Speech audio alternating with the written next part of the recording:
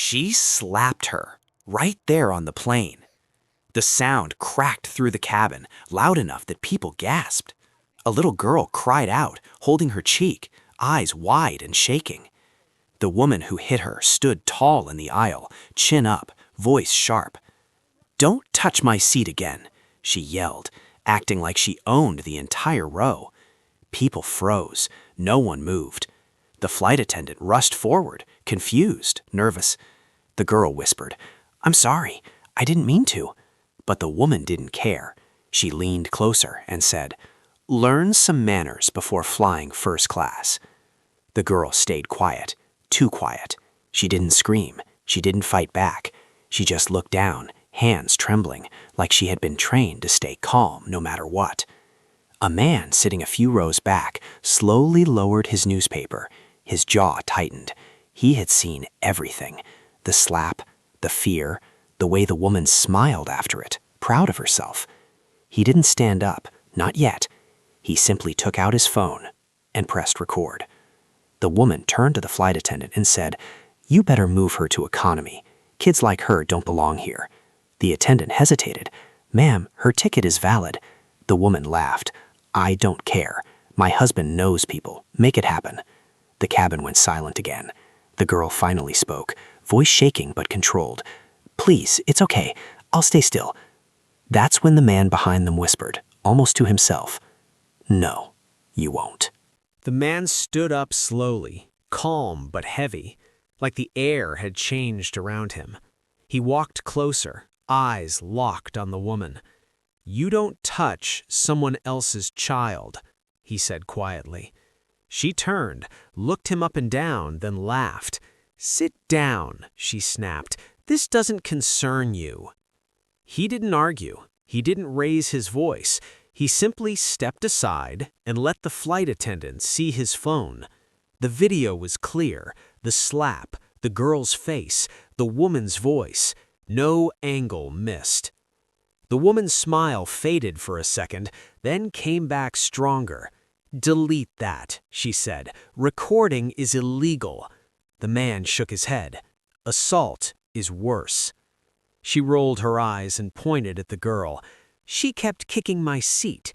Kids like that need discipline." The girl looked up, eyes glossy but steady. "I didn't kick it," she said softly. "I dropped my toy." Her hands were still shaking, but she didn't cry. The flight attendant swallowed hard. "Ma'am, I need you to return to your seat." The woman crossed her arms. "Or what? You'll throw me off the plane?" She leaned closer to the man. "People like you always try to act tough. I know how this works." She turned to the cabin and raised her voice. "This man is harassing me and my family." A few heads turned. Doubt spread fast. The man looked around, then back at the girl. "Sweetheart," he said gently, "are you hurt?" She nodded once. "My cheek hurts." That was enough. He tapped his phone again and sent the video. Then he said something that made the woman scoff. "Good," she said. "Send it to whoever you want." She had no idea who he just sent it to. Her husband finally looked up from his tablet, annoyed. "What's taking so long?" he asked, like this was a delay at a restaurant. The woman pointed at the man and said, "This creep is causing trouble, and that kid touched my seat." The husband smirked and waved his hand. "We fly every week. Handle it." His tone carried fake power, the kind people use when they think money can erase rules. The man who recorded everything didn't argue. He stepped back, returned to his seat, and sat right behind the girl. He placed his hand on her shoulder, gentle, steady. "You did nothing wrong," he said. She nodded, holding back tears. Around them, phones slowly came out. People had seen enough. Whispers filled the cabin. Someone muttered, "She really hit a kid." Another voice said, "Isn't that assault?" The woman noticed the phones and snapped. "Stop recording," she yelled. "This is harassment." She pressed the call button hard. When the lead flight attendant arrived, the woman spoke fast, twisting everything. "That child attacked me. Her father threatened us. I want them removed." She said it loud, confident, like she'd done this before. The attendant looked at the girl's red cheek, then at the man behind her. "Sir, is that your daughter?" The man paused for half a second, then said calmly, "Yes." The girl looked back at him, surprised, confused, but she didn't pull away. She trusted him without knowing why. The woman laughed. "Oh, please, you don't even look related." The man met her eyes, cold now. "Blood doesn't make family," he said. "Protection does." That's when the captain's voice came over the speaker. "Flight crew, hold position. Airport security has been alerted." The woman's face went pale. The woman snapped her head toward the speaker. "Security? For what?" she demanded, already angry, already defensive. The husband stood up now, trying to look important. "This is ridiculous," he said. "Do you know how much we paid for these seats?" The lead attendant didn't answer. She was looking at her tablet, eyes moving fast, then back at the little girl's face. The red mark was still there, clear, undeniable. The girl finally turned to the man behind her. "Are you really my dad?" she whispered. He leaned closer so only she could hear. "Right now, I'm the one standing for you. That's all that matters." She swallowed and nodded. She believed him. That trust hit harder than any shout in the cabin. The woman started pacing in the aisle. "She's lying," she said, pointing at the girl. "Kids cry all the time. That mark could be from anything." The man calmly unlocked his phone and held it up.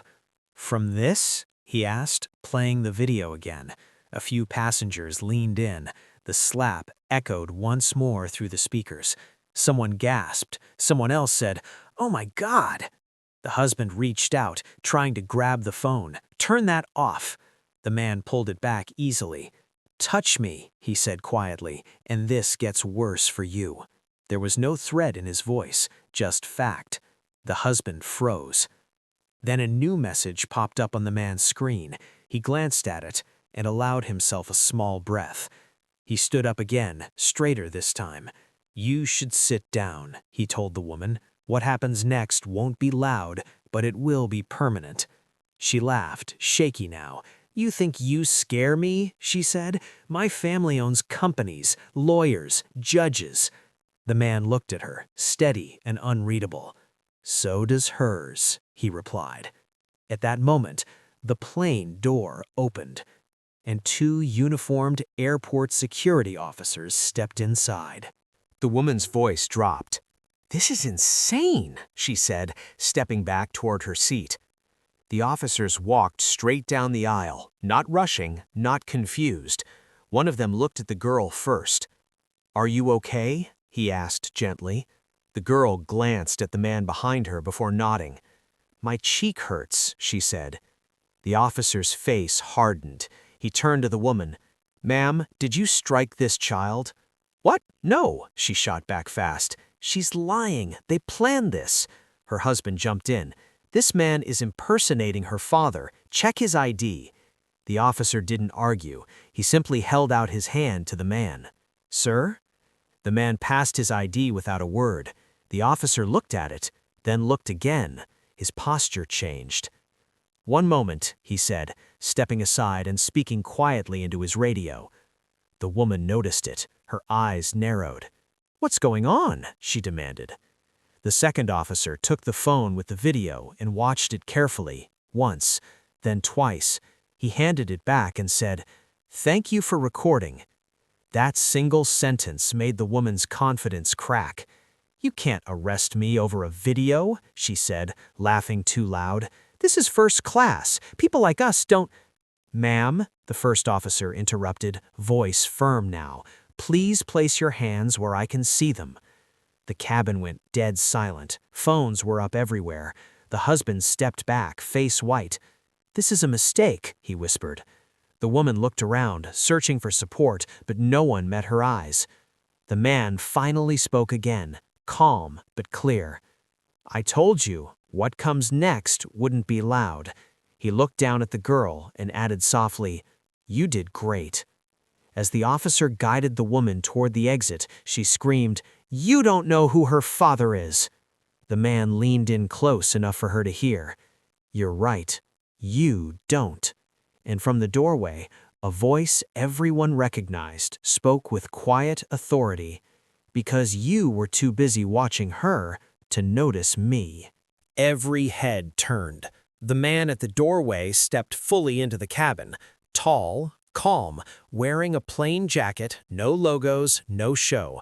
But the way the officer straightened told the real story. The little girl's eyes widened. "Daddy?" she whispered, unsure. The man behind her gently moved his hand away and stood aside. "Go to him," he said. She didn't hesitate. She ran. The woman froze mid-step. Her mouth opened, then closed. "Wait, what?" she said, voice thin now. The man at the door knelt and checked his daughter's face, his thumb barely touching her cheek. His jaw tightened. He stood up slowly and looked at the woman. "You hit my child," he said. No shouting, no anger, just truth. The cabin felt smaller. The husband tried to speak. "Sir, this is a misunderstanding. We can fix this." The man turned to him. "You watched," he said, "and you did nothing." That was worse than a yell. The husband looked down. The first man, the one who recorded everything, stepped back into his seat. The billionaire looked at him and nodded once. "Thank you," he said. Just that. One word. Heavy. Real. The officer spoke again, louder now. "Ma'am, you were being detained for assault, false reporting, and disorderly conduct." The woman started crying, not tears of regret, tears of fear. "I didn't know," she kept saying. "If I knew—" The billionaire shook his head. "That's the problem," he said. "You thought it mattered." He took his daughter's hand. She squeezed back. Safe now. The officers escorted the woman and her husband off the plane as people watched in silence. As the door closed, the little girl looked up and asked, "Daddy, why didn't she like me?" He knelt again, eye level. "Because some people confuse power with permission," he said softly. Then he looked around the cabin and added one line people would never forget. "No seat is first class enough to forget you're human." The plane stayed quiet for a long moment after they were gone. No clapping, no cheers, just people sitting there, thinking. The little girl rested her head on her father's arm. Her breathing slowed. Safe. The man who had recorded everything looked out the window, like nothing special had happened. The billionaire leaned over once more. "My driver will wait for you after landing," he said. "And my lawyer, too, in case you need it." The man shook his head. "I did what anyone should." The billionaire gave a small smile. "Most people don't." The captain's voice came back on, calm, steady. "Ladies and gentlemen, thank you for your patience. We'll be departing shortly." Life moved on, but something had shifted. People looked at the girl differently now, with respect, with shame, with awareness. The billionaire kissed his daughter's hair and whispered, "You didn't do anything wrong." She nodded. "I know," she said. As the plane finally lifted into the sky, one passenger typed a caption under a short clip that was already spreading fast online. "She slapped a child in first class and learned too late that class has nothing to do with money." By the time they landed, the world already knew her name, and she would spend a long time wishing she hadn't raised her hand on the wrong child. When the doors opened and people stood to leave, the man who recorded everything felt a light tug on his sleeve. The girl looked up at him and smiled. "Thank you for being brave," she said. He knelt and answered softly, "You were the brave one." Her father watched that moment closely. Not the money, not the power, that part. Outside the plane, real police waited. Papers were signed, statements taken.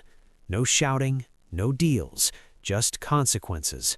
The woman who slapped a child walked past cameras with her head down, learning the hardest lesson of her life, that respect isn't bought and power doesn't protect cruelty.